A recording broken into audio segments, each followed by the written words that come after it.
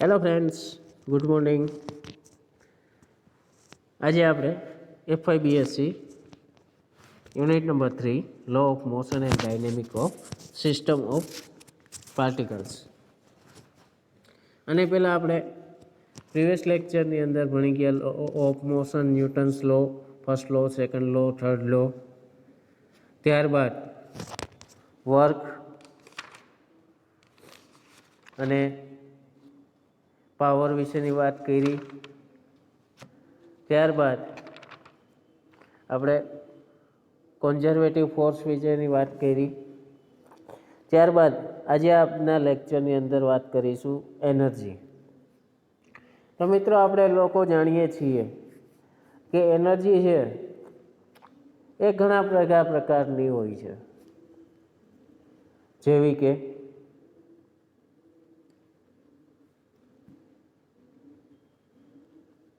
Solar energy, kinetic energy, potential energy, electromagnetic energy, elastic energy, thermal energy, stellar energy. Stellar means કે જે સ્ટાર્સમાંથી energy આવે છે એને સ્ટેલર એનર્જી કહેવાય. સોલાર, લાઇટ એનર્જી, આ બધી એનર્જી છે એ મિત્રો આપણે લોકો જાણીએ છીએ. એનર્જીની ડેફિનેશન્સ આપણે આપવી હોય તો આ રીતના આપી શકીએ. Capacity of the body to do work is cold energy.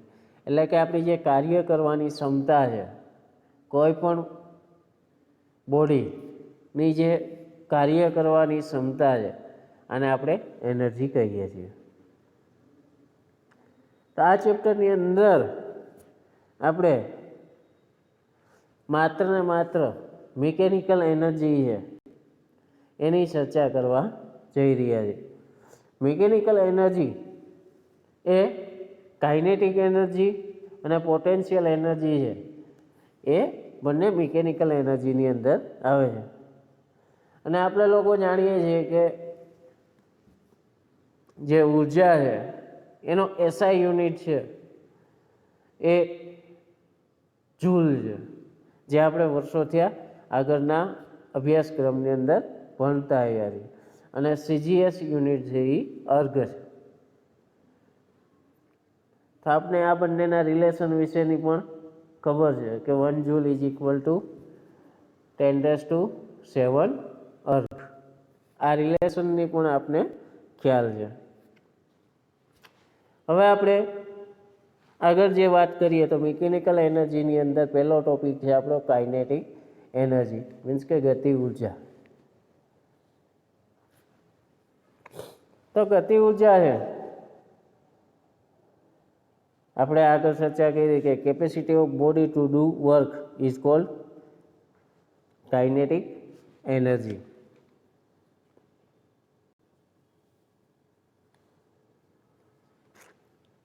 તો કાઇનેટિક એનર્જી છે એ capacity of body to do work by its motion. Means કે કાઇનેટિક એનર્જી છે એ capacity of body to do work by its motion. ગતિ કરવાની જે ક્ષમતા છે ઉર્જા, એને આપણે કાઇનેટિક એનર્જી કહીએ છીએ.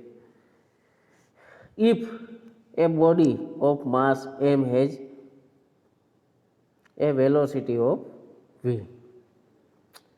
એટલે કે જો બોડીનું માસ m હોય અને તેમની વેલોસિટી v હોય તો formula of kinetic energy is equal to કે means kinetic energy is equal to કે વડે આપણે એને દર્શાવીએ છીએ.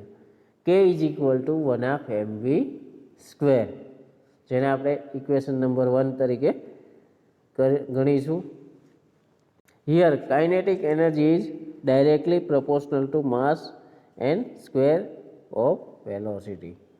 મીન્સ કે કાઇનેટિક ગતિ ઉર્જા છે એના રિલેશન્સ જોઈએ તો એ ડાયરેક્ટલી પ્રોપોર્શનલ ટુ માસ, એટલે કે દળ છે એના સમપ્રમાણમાં, અને વેલોસિટી એટલે કે વેગના વર્ગના સમપ્રમાણમાં હોય છે. Kinetic energy is always positive. It does not depends on the direction of motion of the body. Means કે કાઇનેટિક ગતિ ઉર્જા છે એ હંમેશા પોઝિટિવ હોય છે, એ ક્યારેય ઘટતી નથી, નેગેટિવ હોતી નથી. અને એ ક્યારેય ડાયરેક્શન એટલે કે દિશા ઉપર આધાર રાખતી નથી. કાઇનેટિક એનર્જી યાદ રાખજો મિત્રો, હંમેશાને માટે પોઝિટિવ હોય છે અને એ દિશા ઉપર આધાર રાખતી નથી. અહીંયા સુધી તમને બરાબર ખ્યાલ આવી ગયો હશે. આગળ આપણે જઈએ.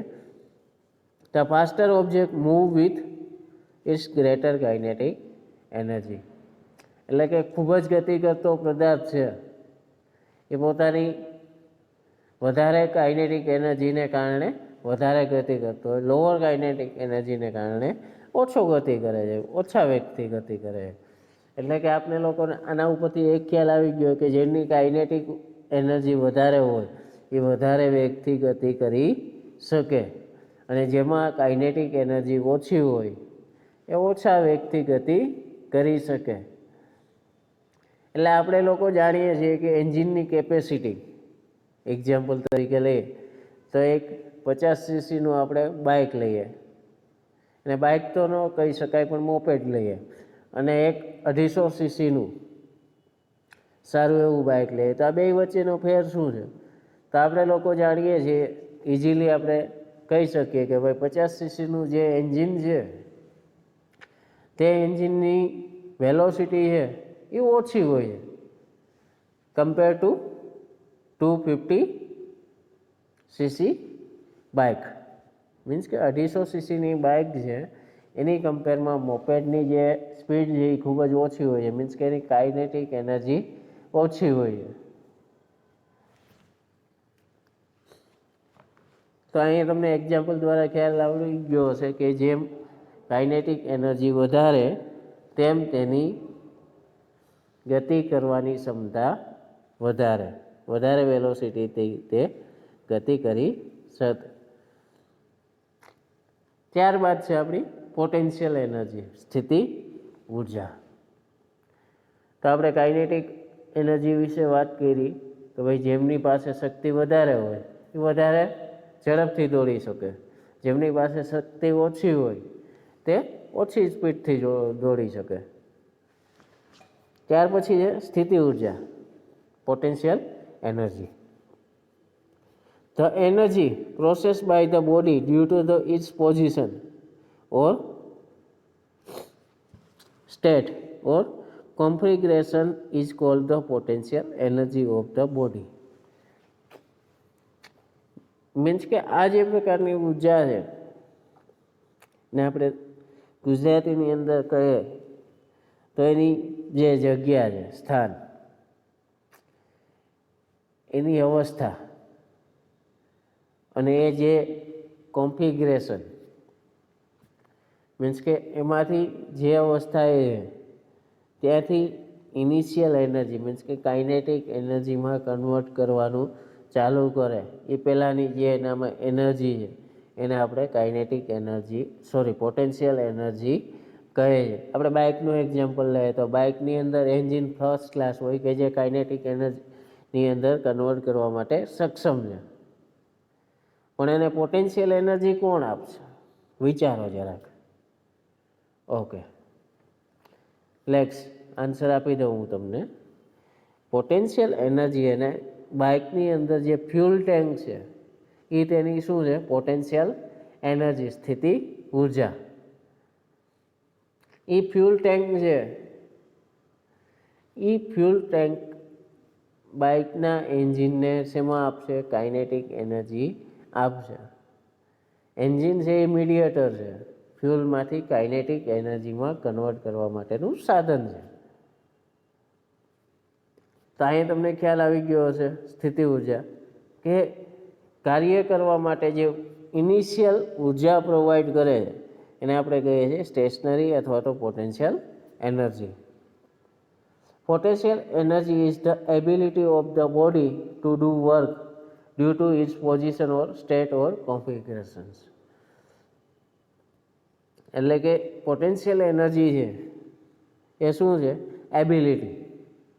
જે એને કાર્ય કરવાનું છે એ કાર્ય કરવા માટે ઉર્જા પૂરી પાડે એને આપણે પોટેન્શિયલ એનર્જી તરીકે ઓળખીએ છીએ. Let's R is the position of the body. આપણે કોઈ પણ એક બોડી લઈએ કે જેમાં આર ટુ બી એ positions of the body. It's any instant of time and let R0 be is a position where potential energy is 0. Means કે કોઈ પણ એક પદાર્થ છે એ પોતાની સ્થિર અવસ્થામાં રહેલો છે. એ જે સ્થિર અવસ્થા છે ત્યાં એની જે કાર્ય કરવાની ઉર્જા છે, સ્થિતિ ઉર્જા, તે સમયે એને આપણે R0 વડે દર્શાવશું. અને એ ગતિ કરી અને આગળના સ્થાન ઉપર ગયો તેને આપણે R વડે દર્શાવશું. The amount of work done by the body moving from the R to R0 is known as the potential energy which is denoted by V. આપણે એને V વડે દર્શાવશું. આગળના ઇક્વેશનની અંદર કાઇનેટિક એનર્જીની અંદર આપણે શેના વડે મિત્રો દર્શાવેલું? K વડે. અને આપણે સ્થિતિ ઉર્જાને આપણે V વડે દર્શાવીશું. V is equal to R to R0 સંકલન of R to R0 FDR. એટલે કે મિત્રો તે પોતાના સ્થાનથી R0 થી R સુધી પહોંચ્યો. ક્યાંથી ફરી પાછો રિટર્ન આવે છે ધ R0 ટુ R. એને આપણે લખીશું આ રીતના minus R0 two R FDR, જેને આપણે ઇક્વેશન નંબર 1 તરીકે કહેશું. Where the F is force and displacement DR in the same direction we have. તો V is equal to minus R0 to R F into DR. એને same ડાયરેક્શનની અંદર પાછો આવે છે. એટલે કે એના એ પાથ ઉપર ફરી પાછો પોતાના જ્યાંથી એ ઉપડ્યો હતો ત્યાં જ ફરી પાછો આવે છે. અને આપણે દર્શાવશું કઈ રીતના? માઇનસની નિશાની વડે.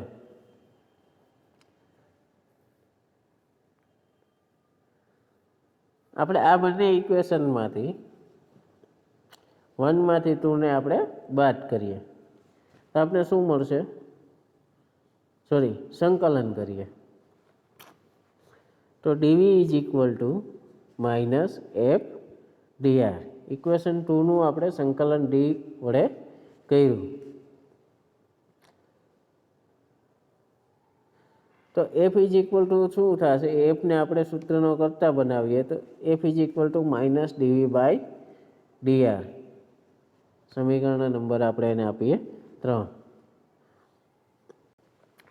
Thus, the force is the negative gradient of potential energy. Potential એનર્જીમાં જે ફોર્સ છે એ શું છે? નેગેટિવ ગ્રેડિયન્ટ છે. ફોર્સને કારણે એની પોટેન્શિયલ ઉર્જા છે એ ઘટતી જશે. There are many types of potential energy. Means કે ઘણા બધા પ્રકારની પોટેન્શિયલ એનર્જી હોય છે જે આપણે સ્ટેપ બાય સ્ટેપ જોશું. First is elastic potential energy. પહેલી જે છે એ જેને આપણે કહીએ ઇલાસ્ટિક મીન્સ સ્થિતિસ્થાપક સ્થિતિ ઉર્જા. સ્થિતિસ્થાપક સ્થિતિ ઉર્જા ઇલાસ્ટિક પોટેન્શિયલ એનર્જી. તો મિત્રો તમને આમાં ઇલાસ્ટિક મીન્સ કે એક શબ્દ યાદ આવી ગયો હશે, રબર અથવા સ્પ્રિંગ. જેને આપણે ખેંચી અને ફરી પાછી મેળવીએ એટલે પોતાની મૂળ જે ઉર્જા છે એમાં પાછો આવી જાય, પોતાની મૂળ પોઝિશન ઉપર એ પોતે પાછો આવી જાય. આવી જે એનર્જી છે એને કહેવાય elastic potential energy. When the spring is compress અથવા તો સ્ટ્રેસ્ડ, દબાવો અથવા તો ખેંચો, by amount of x from its normal position, the potential energy stored in spring is, જ્યારે આપણે સ્પ્રિંગને ખેંચીએ છીએ ત્યારે એમાં પોટેન્શિયલ એનર્જી સ્થિતિ ઉર્જા ડેવલપ થાય છે, સ્ટોર થાય છે. એ જે સ્થિતિ ઉર્જા છે એને પોતાની મૂળ સ્થિતિમાં પાછો લાવશે. તો V is equal to 1/2 kx square, where k is force constant of spring. સ્પ્રિંગનો જે ફોર્સ કોન્સ્ટન્ટ છે એને આપણે k વડે દર્શાવીએ છીએ. સેકન્ડ છે ગ્રેવિટેશનલ પોટેન્શિયલ એનર્જી, ગુરુત્વાકર્ષીય સ્થિતિ ઉર્જા.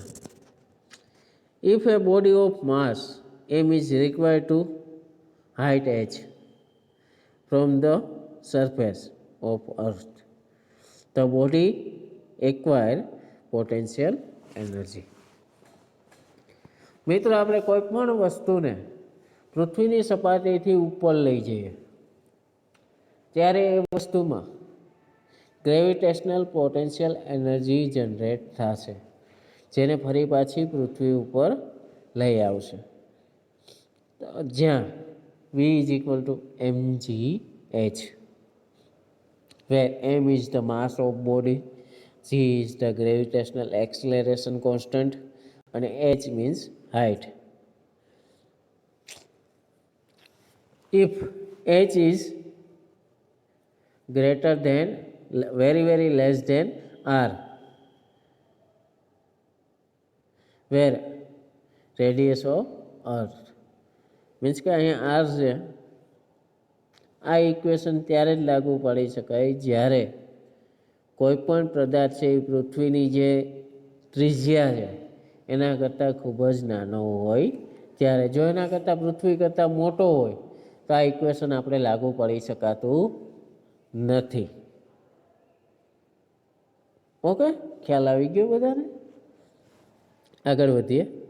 Electric potential energy. અહીંયા આપણે કુલમ્બનો નિયમ યાદ આવે.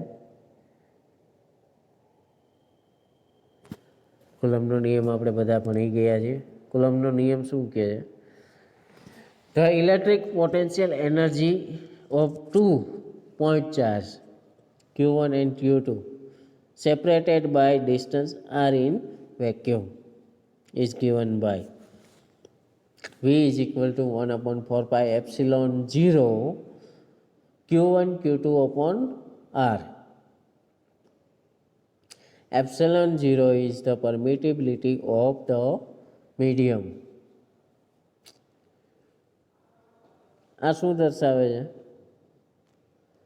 કે કોઈ પણ બે પોઈન્ટ ચાર્જ એટલે કે ઇલેક્ટ્રોન છે, પોઝિટિવ પણ હોઈ શકે નેગેટિવ પણ હોઈ શકે, તેમને શૂન્ય અવકાશની અંદર એકબીજાથી આર ડિસ્ટન્સે રાખેલા છે ત્યારે તેમના ઉપર એકબીજા ઉપર લાગતું બળ અથવા તો ઉર્જા, સ્થિતિ ઉર્જા, જે પોતાના સ્થાનને ત્યાં ટકાવી રાખવા માટે સક્ષમ છે, આ જે બળ છે એને કહેવાય ઇલેક્ટ્રિક પોટેન્શિયલ એનર્જી.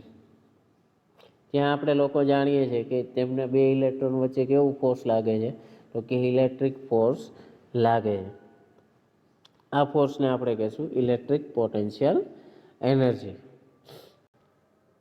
અહીંયા આપણે સ્થિતિ ઉર્જા પૂરી કરીએ છીએ. ત્યારબાદ ની જે થિયરી છે જેને આપણે કહીએ છીએ work energy principle. Work energy principle અથવા theorem. Consider a body of mass m is displaced through a small distance dr due to a force F acting on. માની લો કે કોઈ પણ પદાર્થ ઉપર આપણે બળ લગાડીએ છીએ ત્યારે શું થાય છે, કોઈ પણ દળધારી પદાર્થ ઉપર બળ લગાડીએ છીએ ત્યારે તે પદાર્થનું શું થશે, displacement. If the body is initially at rest, the applied force increase its velocity from 0 to v. જો એ પદાર્થ સ્થિર હશે, તો તેમની જે પોઝિશન છે ફોર્સને કારણે એની વેલોસિટી 0થી v વેલોસિટીમાં કન્વર્ટ થશે. અને જો એ વેલોસિટીમાં હશે તો એ v1થી v2 વેલોસિટીમાં કન્વર્ટ થશે. એ આપણે આગળ પણ ભણી ગયા છે. Therefore, the work done due to the increase its velocity from 0 to v is, આપણે એને દર્શાવવું હોય તો w is equal to 0 to r f into dr. f is equal to આપણે લોકો જાણીએ છીએ m into a. તો આપણે તેની કિંમત મેળવીએ તો 0 to r m a dr. m a dr means કે ન્યૂટનનો બીજો નિયમ આપણે લોકો જાણીએ છીએ f is equal to m a. જે એફની વેલ્યુ આપણે એમ એ આ ઇક્વેશનની અંદર પુટ કરવાની છે. ત્યાર પછીનું જે ઇક્વેશન બનશે આપણી પાસે એ એટલે આપણે જાણીએ છીએ કે એની ડેફિનેશન્સ આપણે લોકો જાણીએ છીએ સરસ રીતે.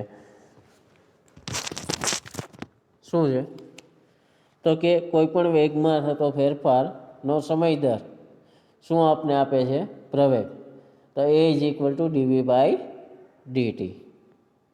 એની વેલ્યુ આપણે આપણા ઇક્વેશનની અંદર મેળવીએ તો 0 થી r એમ એની કિંમત મેળવીએ D V by D T into D R. અહીં થોડોક આપણે ચેન્જીસ કરીએ.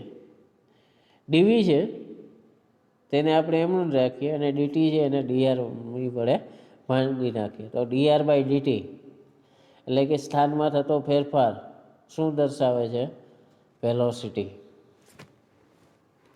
તો અહીં આપણે ડીઆર બાય ડીટી બરાબર વી મૂકીશું. V is equal to dr by dt. V અને ડીવી છે એ બંને કેવા છે, પેરેલલ છે. પેરેલલ હોય તો આપણે શું મૂકી શકીએ, ડીવીનું સંકલન થશે, લિમિટ મેળવીએ તો શું થશે, 1/v. તો આપણું સંકલન થશે w બરાબર 1/mv², જેને આપણે ઇક્વેશન નંબર 1 કહીએ. If work done to increase the velocity from an initial value v1 to a final value v2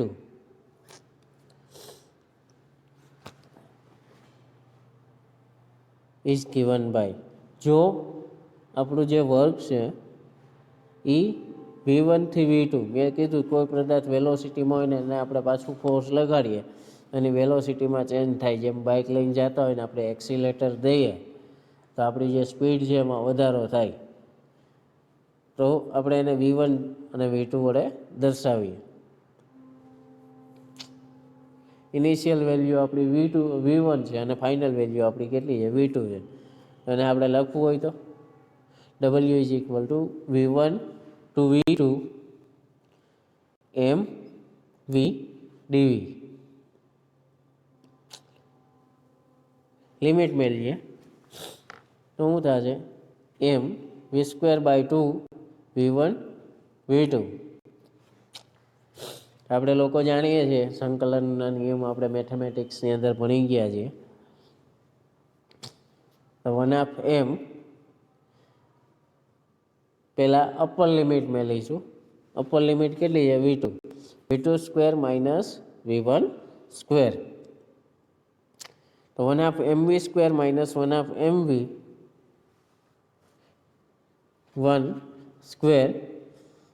તો W is equal two K2 minus K1. આ શું છે? Change in kinetic energy. એને આપણે equation number 2 વડે દર્શાવીએ. વેર K1 is equal two 1/mv1 square. આ શું છે? ઇનિશિયલ કાઇનેટિક એનર્જી છે, એટલે કે શરૂઆતની ગતિ ઉર્જા. K2 શું છે? 1/mv square v2. It is final kinetic energy, અંતિમ ગતિ ઉર્જા. Thus, the work done by a force is equal to change in kinetic energy. This principle is known as a work energy principle or theorem. એટલે કે બળ છે એના દ્વારા ગતિ ઉર્જામાં જે ફેરફાર કરી શકાય છે, આ જે પ્રિન્સિપાલ છે એને શું કહેવાય? વર્ક એનર્જી પ્રિન્સિપાલ અથવા તો વર્ક એનર્જી થિયરમ. તો મિત્રો, અહીંયા સુધી તમને બરોબર ખ્યાલ આવી ગયો હશે. હવે પછીની નેક્સ્ટ થિયરી છે એ છે conservations of energy. Conservations of energy, energy સંરક્ષણનો નિયમ અથવા તો જેને આપણે ઉર્જા સંરક્ષણનો નિયમ કહે છે તે. તો આપણે લોકો જાણીએ છીએ ઉર્જા સંરક્ષણનો નિયમ શું કહે છે કે કોઈ પણ ઉર્જા છે ને ઉત્પન્ન કરી શકાતી નથી, તેમનો નાશ કરી શકાતો નથી, માત્ર એક ઉર્જામાંથી બીજી ઉર્જામાં રૂપાંતરણ કરી શકાય. તો અહીંયા આપણે એનર્જી કન્વર્ઝેશનનો નિયમ જોઈએ. Consider a body of mass m is taken from position A to position B by applying a force. કોઈ પણ પદાર્થ છે, દળ ધરાવતો પદાર્થ, તેમના ઉપર આપણે પોઝિશન A થી પોઝિશન B સુધી લઈ જવા માટે તેમના ઉપર આપણે બળ લગાડીએ છીએ, ત્યારે the work done by force is, આપણે એને દર્શાવવું હોય તો W is equal to A to B. એ પોઝિશનથી આપણે ક્યાં લઈ જવાનો છે? બી પોઝિશન સુધી. સંકલનની નિશાની લઈએ, F ઇન્ટુ DR. શેના દ્વારા થાય છે? F into DR. ફોર્સ દ્વારા તે એક સ્થાન ઉપરથી બીજા સ્થાન ઉપર જાય છે. Okay. According to work energy theorem, એટલે કે આપણે આગળ જ જોયું વર્ક એનર્જી કાર્ય ઉર્જાનો જે થિયરમ છે તેના ઉપરથી જ આપણે ખ્યાલ આવ્યો કે કોઈ પણ કાઇનેટિક એનર્જીમાં ફેરફાર કરવા માટે બળ જરૂરી છે. This work done is equal to change in kinetic energy. એટલે કે આપણે એના ઉપર બળ લગાડીએ છીએ ત્યારે એમાં શું ફેરફાર થાય છે? તો કે એની ગતિ ઉર્જામાં ફેરફાર થાય છે. તો WAB is equal to 1/mv square B minus 1/mv square A. અંતિમ કાઇનેટિક ઉર્જામાંથી આપણે પ્રારંભિક કાઇનેટિક ઉર્જા બાદ કરીએ છીએ. મીન્સ કે final kinetic energy minus initial kinetic energy, where V is the velocity of point A to point A અને VB is equal to velocity of point B. તો આપણે એને આ રીતના લખી શકીએ. WAB is equal to KB minus K. According to definitions of potential energy in conservative field, the work done is also equal to change in the potential energy. WAB is equal to A to B F into DR is equal to minus F into DR is equal to શેમાં convert થાય છે? તો કે વેલોસિટીની અંદર, તો a to b is equal to dv is equal to v minus v a to b limit. તો આપણે ડબલ્યુ એ બી બરાબર શું લખી શકીએ? V a minus v b. Comparing the equation 1 and 2, we have equation number 1 ડબલ્યુ a b is equal to k b minus k a, અને ડબલ્યુ a b is equal to v a minus v b, જેને આપણે બેને સરખાવતા k b minus k a is equal to v b minus v a. વીબીને પહેલી બાજુ લઈ જાય તો શું થશે? K a plus v a is equal to k b plus vb is equal to આપણે લખી શકીએ k plus v is equal to e is equal to constant, where e is equal to constant. The sum of kinetic energy and potential energy is constant in respective of the positions. This statement is known as a law of conservation of energy. એટલે કે ગતિ ઉર્જા અને સ્થિતિ ઉર્જાનો જે basic સરવાળો છે એ કેવો હોય છે? કોન્સ્ટન્ટ. એટલે કે જેટલી તેમની પાસે સ્થિતિ ઉર્જા હોય એટલું જ એમાંથી કાઇનેટિક એનર્જીમાં રૂપાંતરણ થઈ શકે, અને જેટલી કાઇનેટિક એનર્જી હોય તેટલી જ એમાં કે શું હોય? સ્થિતિ ઉર્જા. આ બંને કેવા છે? વૈસા વર્ષા.